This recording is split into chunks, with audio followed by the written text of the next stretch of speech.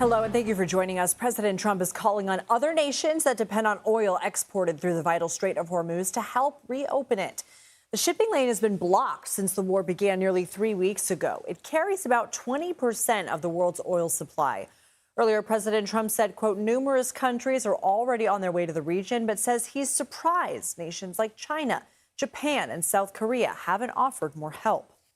They should be not only thanking us, they should be helping us. What does surprise me is that they're not eager to help. There are a couple. We'll be announcing some names soon. There are some. I will say this. It's a lot easier to get people today than it was 2 weeks ago. The blockade has caused the price of crude oil to hit more than $100 per barrel. As a result, average U.S. gas prices have gone up 80 cents in the past month to $3.72 a gallon. Late Friday night, the president confirmed the U.S., quote, totally obliterated every military target on Kharg Island, a key hub for oil exports. The island is located about 20 miles off Iran's northern Gulf Coast. The Trump administration plans to use the island as a bargaining chip to keep the Strait of Hormuz open.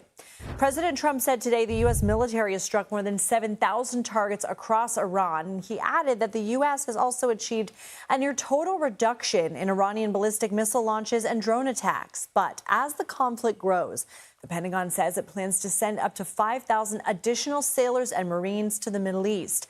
Central Command says more than 200 U.S. service members have been injured across 7 countries since the start of the war. The president also said today he doesn't know whether Iran's new supreme leader, Mojtaba Khamenei, is alive because nobody has seen him. Last week, you'll recall Defense Secretary Pete Hegseth said the 56-year-old son of the late Ayatollah was, quote, wounded and likely disfigured during that original strike. CBS News foreign correspondent Imtiaz Tyab is in the United Arab Emirates on the banks of the Strait of Hormuz. Well, here on the Strait of Hormuz, which has essentially become one of the most tense bodies of waters on Earth, the reality is that this choke point, which is normally seen vessels pass through every single day, providing fuel to the world, has effectively ground to a standstill. We understand 500 vessels have not moved in 2 weeks since Israel and the U.S. launched its war on Iran. We've also seen some vessels, U.S. vessels, targeted by Iranian forces. And really, it just underscores the fact that the Strait of Hormuz, where 20% of the world's oil, around 20% of the world's liquid gas comes from, has become the front line in this war between the U.S., Israel, and Iran. And the reality is from the Iranian point of view, they believe that by doing this in the Strait of Hormuz, that they are able to inflict such economic damage, not just on Gulf neighbors like Saudi Arabia, Qatar, the United Arab Emirates, but the world. That 20% of the world's energy comes from this very narrow choke point that they are in control of.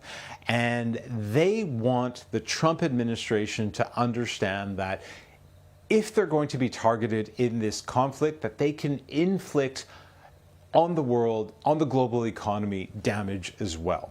It is a gamble. It is a risky gamble, but they think that it is one that will hopefully pay off for them because they view this war really as a war of survival. They don't see it as something that they hope will eventually end in a ceasefire and then maybe a few months from now it'll start again. They really see this as a war of survival, and they think that the Strait of Hormuz, which is just behind me, is the way to inflict enough damage on the global economy and send a message to the White House that messing with Iran has huge repercussions, not just for the region, but the world. Back to you. Imtiaz Tyab, thank you. For more, let's bring in CBS News foreign correspondent Chris Livesay. So, Chris, late Friday, President Trump claimed Iran was open to a deal to end the war, but Iran's top diplomat told our colleague Margaret Brennan on Face the Nation yesterday he didn't ask for a ceasefire and he doesn't, quote, see any reason why they should talk to the U.S. about a deal. What is the latest on where these two sides are in this conflict? That's right, Lindsay. Well, where they are is a stalemate. Both sides digging in their heels. The United States leaning on its military power, with Iran leaning on its trump card, its economic pressure inside the Strait of Hormuz. So as you mentioned, the U.S. military says that so far some 7,000 targets have been struck in Iran. That's that military pressure the United States is hoping will eventually bring Iran to negotiate. But Iran so far is saying, not so fast. We're not going to negotiate under these circumstances so long as you continue to bombard these targets throughout our country. And of course, they have that trump card that my colleague Imtiaz spoke about, the narrow Strait of Hormuz, that choke point. So long as they can continue to cut off trade, they feel like they have the upper hand, Lindsay. And Israel announced today a ground incursion will begin in southern Lebanon, and it comes as Lebanon's Ministry of Health says nearly 900 people have been killed in Israeli strikes targeting Iran's proxy there, Hezbollah. What more can you tell us?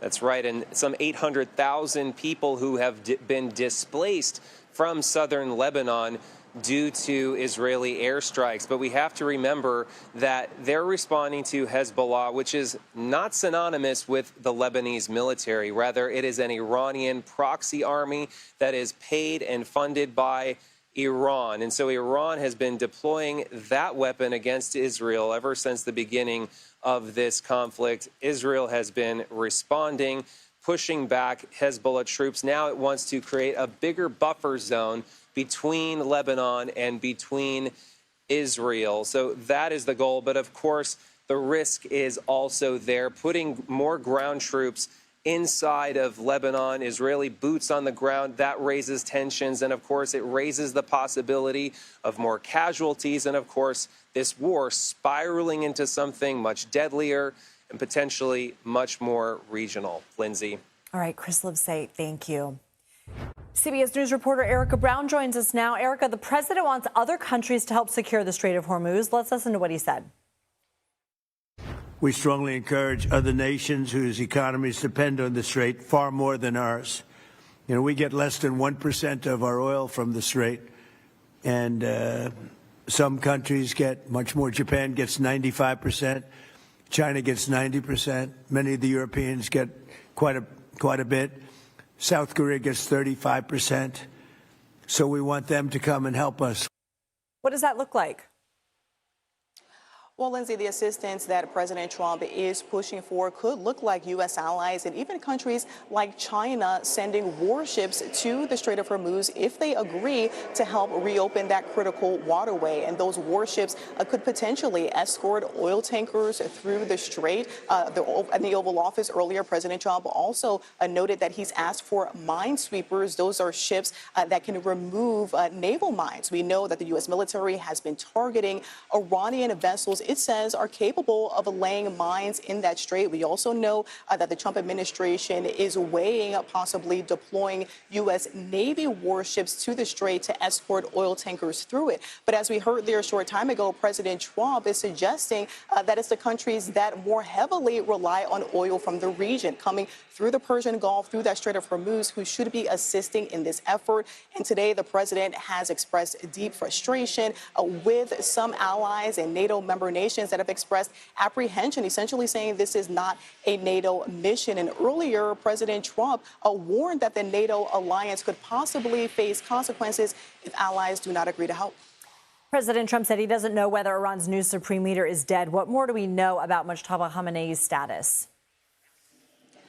Well, Mujtaba Khamenei's status at this point is largely unknown, and the president said that was unusual. And in the Oval Office, the president a short time ago again speculated that he might be dead. Now, Defense Secretary Pete Hegseth last week said that he was likely wounded or disfigured, and even suggested that he could be in hiding. But his condition at this point remains unknown. We did hear from him last week in a purported statement read by Iranian state TV, where he defiantly vowed to keep the Strait of Hormuz closed and to continue targeting U.S. allies in the region. Lindsay?